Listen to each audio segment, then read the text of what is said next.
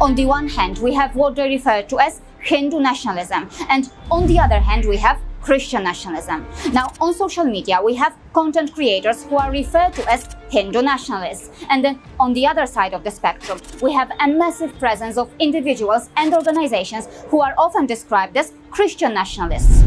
But before I dig deep into the content or behavior of these individuals, content creators or YouTubers in this video, I want to say this. The term Hindu nationalism has created a lot of noise in India in recent years, and many people in my country and outside India wonder how Hindu nationalism has transformed or changed India. One of the biggest questions is, under the leadership of Mr. Modi, who was associated with Hindu nationalism, how has India performed in the last 10 years, and how is it likely to perform in the next 5 years? According to Michael Kugelman, director of the South Asia Institute at the Wilson Center, the re-election of Prime Minister Narendra Modi positions India to begin a transition from a middle to a major power. According to him, India has truly come into its own as a top international actor. Alright, here, I want to ask Indians, India becoming a major power and a top international actor. Does that sound bad to you?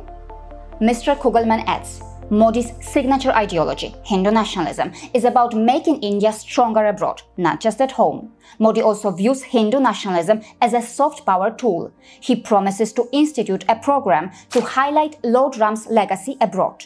So once again, I want to ask Indians, making India stronger abroad, not just at home, does that sound bad to you? Increasing India's soft power, does that sound bad to you?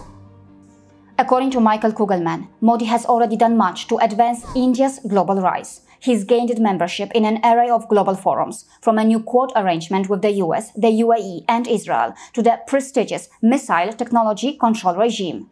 Modi solidified India's status as a net security provider, increasing arms sales to Indo-Pacific partners and projecting naval power in the Middle East to protect and assist ships targeted by missiles and piracy. Once again, dear Indians, I want to ask you, India's status as a net security provider, does that sound bad to you? He further explains that Modi's third term can give an opportunity to Washington and like-minded allies to have an increasingly formidable partner to counter China. Not only that, in India, the Global South will have a powerful advocate. So, dear Indians, I want to ask you, India emerging as a powerful advocate of the Global South and India countering China, does that sound bad to you? To conclude, Mr. Kugelman notes that India derives a unique form of global influence. It defies the polarization of power politics and positions itself as a bridge and potential mediator. Well, read these words carefully. Seems that it's actually India that is making our world more balanced and more democratic by defying polarization. So I want to ask you, if you truly believe in defying the polarization of power politics globally, how can you not appreciate India's role? And please, listen carefully. If Christian nationalism of the Western colonial criminal states has brought colonization, colonial looting, genocides and the ongoing total evangelization of the world, then on the global stage, Modi and his Hindu nationalism, as described here, is about embracing multipolarity and about efforts to empower the global South.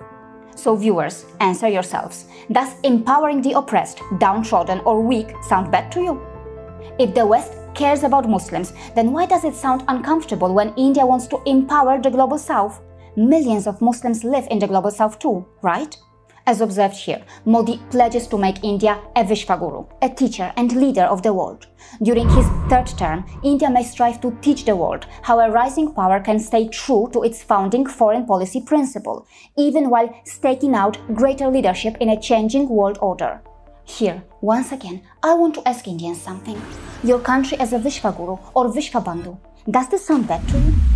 Yes, my dear Indians and the Germany-based overgrown propagandist, if you love India, how can all this sound bad to you? If you support the re-emergence and recovery of the former colonies that were exploited and looted by the Western colonial criminal Christian states, and if you believe in the delivery of justice to those who are still being oppressed and neo-colonized by Western criminal democracies and the Western hybrid theocracies, how on earth can all this sound bad to you? The article on Time also mentions the so-called Indian illiberalism that fuels transnational repression, including some allegedly carried out on Western soil. But if the Western democracies, who claim to be liberal, can freely eliminate their enemies on foreign soil through invasion, killings or bombings, why do they want to set different rules for India?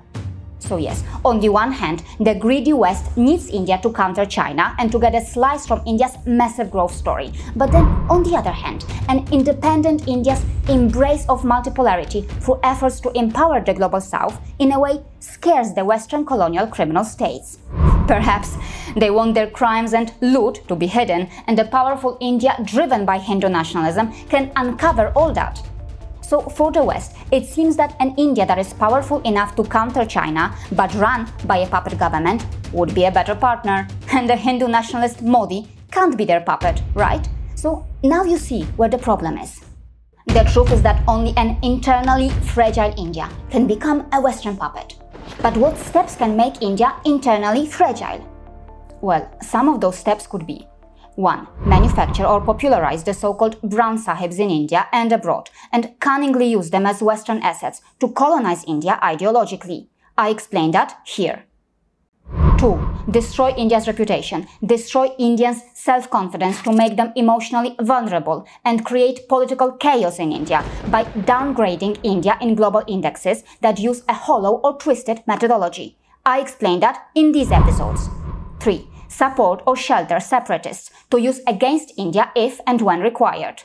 I explain that in these episodes.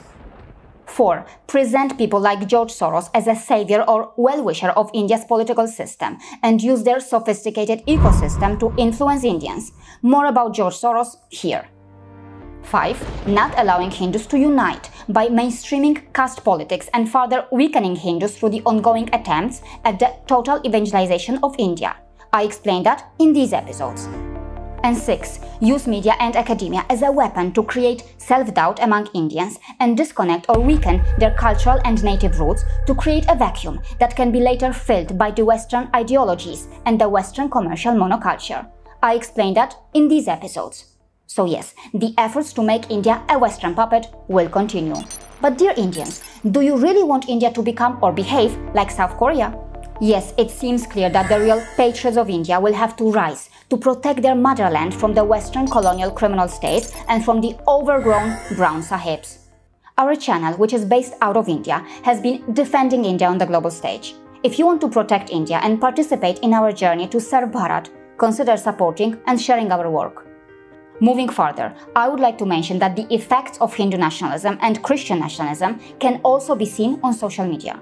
On YouTube, the Sham Sharma Show describes itself as a channel that strives to debunk bias against India's native culture and campaign that all cultures and ideas be studied dispassionately and judged on their merits, history and actions. However, here, on the BBC, it is mentioned that YouTuber Sham Sharma makes content in favor of Mr. Modi's party, which of course is known for its Hindu nationalism. On the other hand, on social media, many who support Christian nationalism appear quite radicalized. For example, over here, this man claims that yoga is a demonic pagan practice rooted in Hinduism. His insults toward yoga and Hinduism are available on YouTube. And here on CBN News, this lady openly abused Hindu gods. She said that Hindus have over 330 million false gods, which are demons. This YouTube video was published in December 2022, openly insulting Hindu gods and yoga. And guess what? CBN, which gave platform to this lady to spread against Hindus, is a massive organization working in nearly 200 countries worldwide. And yes, it is also present in India. And the pattern goes on and on. This man uses terms like demonic gods. This man says that yoga is a doctrine of demons. And similar stuff can be heard in this video too. Yes, on social media, video after video, this one. And this one. Abusing Hindus, Hinduism, Hindu gods. I mean, why is this normalized on social media? Why is it being allowed? I want to understand this. Has YouTube taken proper action against this? Is it not speech? But don't be surprised. This is just the first layer of Christian nationalism that I have scratched. After all, we live in a world where this man, Billy Graham, who worked on the radical task of the total evangelization of the world, gets the highest honor in the USA. He hung out with all these American presidents. Billy Graham's son, Franklin Graham, used abusive language for Hindus and is also contributing to the task of the total evangelization of the world. His organization, Samaritan Purse, has even used toys to lure poor and vulnerable children to convert them to Christianity. And guess what? Samaritan Purse has received funding from the US government.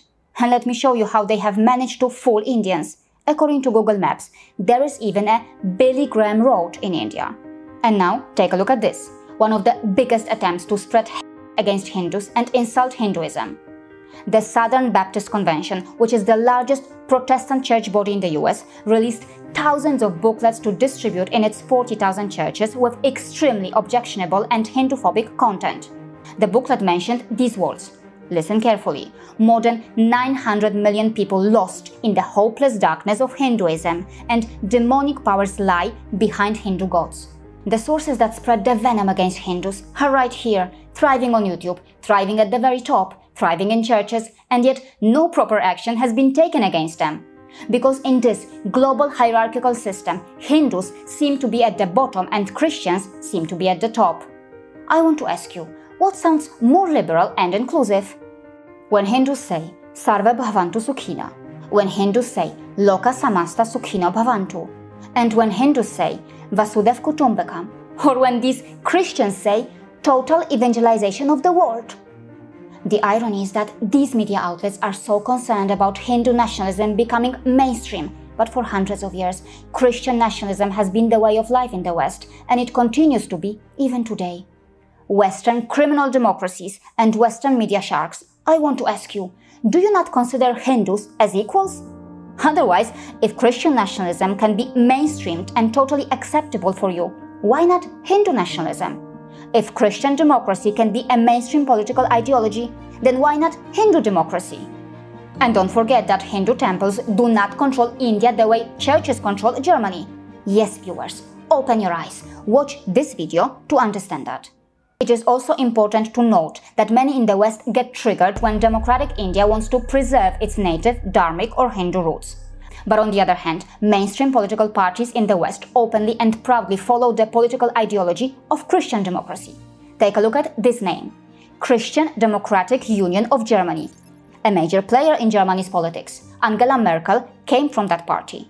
Not only that, even the president of the European Commission, Ursula von der Leyen, came from that party. Can anyone ignore that? Not only that, now take a look at her, Roberta Metsola. She was elected as the president of the European Parliament in January 2022. Again, a very powerful position. What is her political ideology? Well, it is about Christian democracy. So people may ask, if in the West they can openly enjoy and practice their Christian democracy and can still be called liberal and secular, why can't Hindus in India build something like Hindu democracy? In employment policies, in healthcare, in universities, in their media, in their parliament, in their constitutions, and more. In multiple Western countries, Christian nationalism as a way of life can be observed.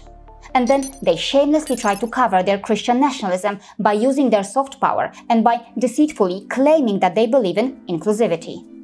In all these episodes, again and again, I have surfaced many mind-boggling facts that they were trying to hide from you. Watch all these episodes, one by one, if you can. At its core, Hinduism seems naturally pluralistic, diversity-friendly, and inclusive, and it is very different to expansionism and global conquest-seeking monotheistic religious forces. Yes, extremism should not be tolerated, no matter what their religion or ideology is. But for some hegemony-seeking pseudo-liberals and for the expansion-seeking forces, Christian nationalism is fine, but Hindu nationalism is totally unacceptable. At times, it clearly seems that their real target is Hinduism and not Hindu nationalism. Yes, for forces that seek to achieve total evangelization of India and the world, and for forces that seek to make India internally fragile, Hindus' resistance and their Hindu nationalism can be a big problem. But would it be fair if Hindus are forced to surrender to those who have openly declared that they want to replace Hindus' religious cultures with theirs?